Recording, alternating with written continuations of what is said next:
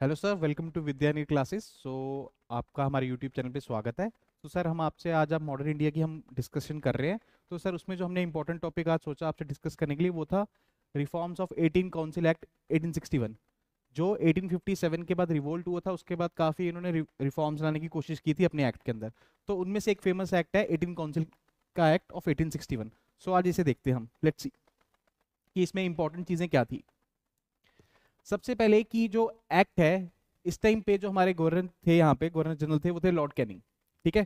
उनके लिए क्या होता है कि एक जो गवर्नर जनरल होता है उसके पास दो काउंसिल होती हैं। एक होती है लेजिस्लेटिव काउंसिल, एक होती है एग्जीक्यूटिव काउंसिल। ठीक है। लेजिस्लेटिव काउंसिल एक्ट करती है एज ए पार्लियामेंट, जो लॉ बनाएगी। एग्जीक्यूटिव काउंसिल एक्ट करती है as a council of ministers. जो मिनिस्टर्स हैं एज ए कैबिनेट एक्ट करती है, जो मिनिस्टर्स हैं उसको एडवाइस देंगे गवर्नर जनरल को कि आपको ये काम करना चाहिए। ठीक है। तो ये दोनों काउंसिल्स बड़े इंपॉर्टेंट रोल प्ले करती थी, लेजिस्लेटिव काउंसिल और एग्जीक्यूटिव काउंसिल्स। ठीक है।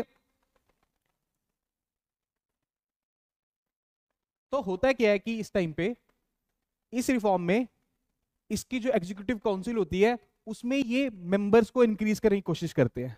लिखा है fifth member was added in the executive council. मतलब कि पहले, इससे पहले 4 मेंबर्स थे, बट इस रिफॉर्म के थ्रू, इस एक्ट के थ्रू एक फिफ्थ मेंबर ऐड किया।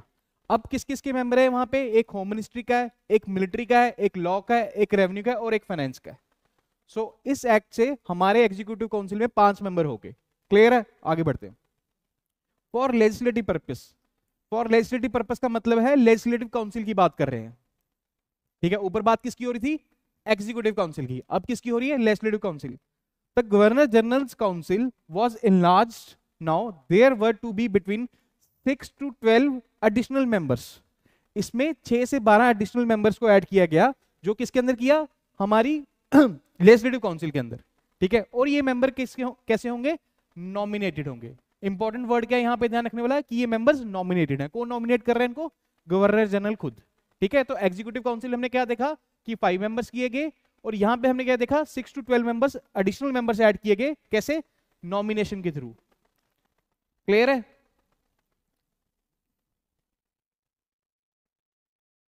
आगे चलते हैं। अब कह रहा है कि आउट ऑफ दीज, जो ऊपर हमने मेंबर्स ऐड किए, half of the additional members were to be non official. मतलब कि जो नॉन ऑफिशियल रहेंगे, उनके ऑफिशियल इंसान नहीं रहेंगे, ऑफिशियल आदमी नहीं रहेंगे। आइदर ब्रिटिशर्स भी हो सकते हैं और इंडियंस भी हो सकते हैं। तो यहां पे सबसे पहली बारी इंडियंस को लेजिस्लेटिव काउंसिल के अंदर एंट्री मिलती है।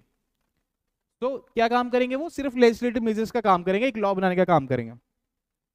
और लॉर्ड कैनिंग ने 3 लोगों को नॉमिनेट किया उस काउंसिल के अंदर। जो काउंसिल की हम ऊपर बात कर रहे हैं, ये नॉमिनेशन वाली में, ये हमने कहा ना कि नॉमिनेटेड होंगे।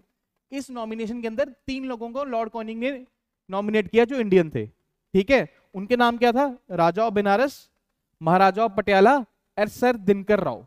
ये तीनों बड़े इंपॉर्टेंट हो जाते हैं, कभी कभी आपसे डायरेक्टली क्वेश्चन पूछा जाता है। तो फिर से रिवाइज कर लेते हैं कि 3 इंडियंस कौन थे?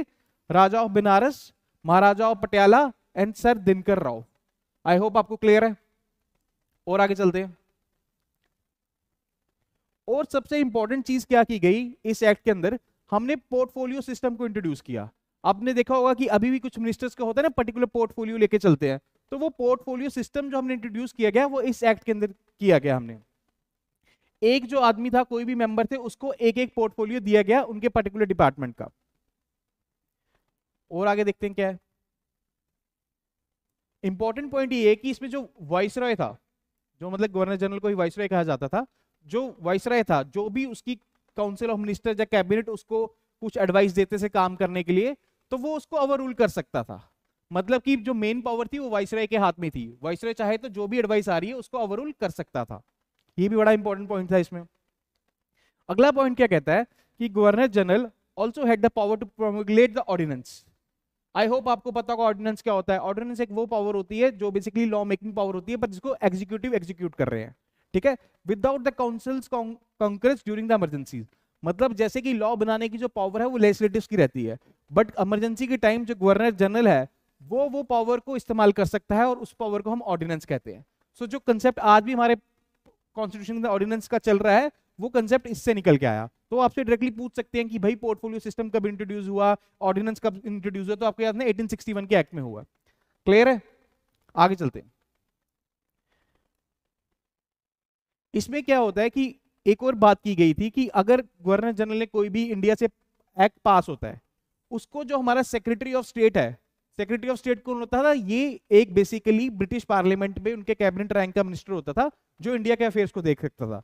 और ये कहता है कि ये कोई भी एक्ट जो इंडिया से पास हुआ होगा उसको डिसॉल्व कर सकता है, एनी एक्ट। मतलब कि कोई एक्ट इंडिया में बना, गवर्नर जनरल ने बनाया, वाइसरॉय ने बनाया, उसको सेक्रेटरी ऑफ स्टेट जो ब्रिटेन में बैठा हुआ था वो उसको डिसॉल्व कर सकता है। ये एक्ट में भी साफ साफ कहा गया। और इस एक्ट में क्या इंपॉर्टेंट बात की गई कि this act restored the legislative power of the governor generals of the presidencies of Madras, Bombay, which was taken earlier bye act of 33।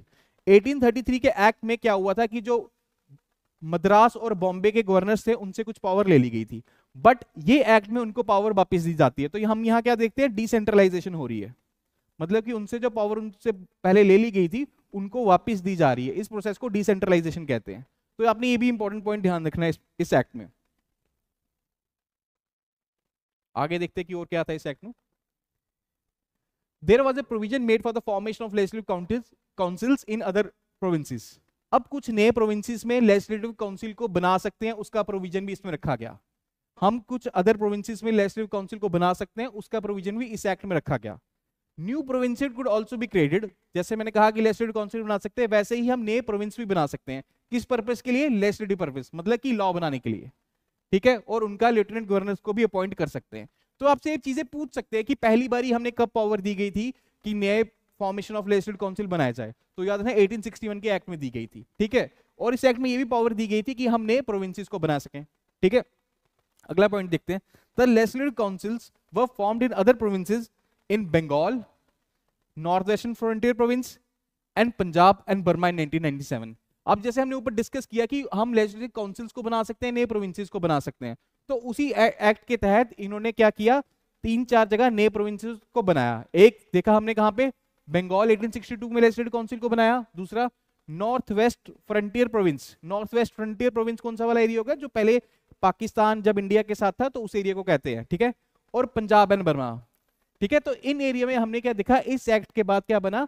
नई नई लेजिस्लेटिव काउंसिल्स बनी, जिन पे एक लेफ्टिनेंट गवर्नर को अपॉइंट किया और लॉ बनाने के काम आया। आई होप आपको एक्ट ऑफ 1867 का समझ आया हो।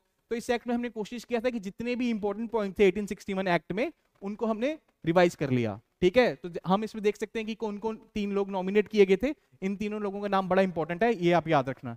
ठीक है? एक ये चीज बहुत ज्यादा इंपॉर्टेंट है।